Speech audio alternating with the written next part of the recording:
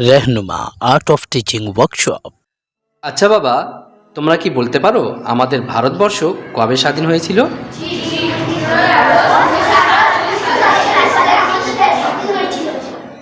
15ই August 1947 সালে।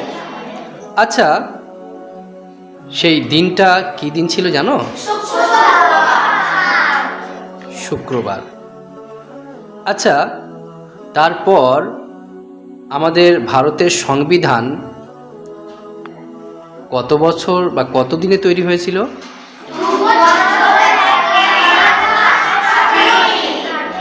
2 বছর 11 মাস 18 দিনে। আচ্ছা, এই 2 বছর 11 মাস 18 দিন এটা কত সালে দাঁড়ায়?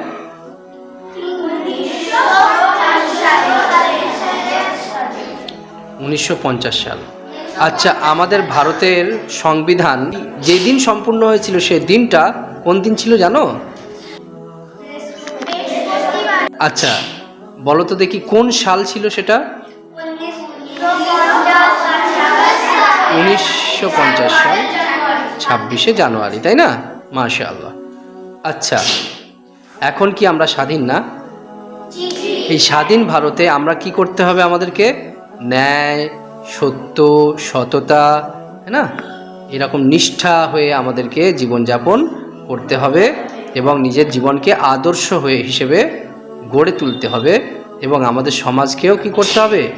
আদর্শ সমাজ করে গড়ে তুলতে হবে। এই ব্যাপারে আমরা প্রতিজ্ঞাবদ্ধ হচ্ছি ইনশাআল্লাহ।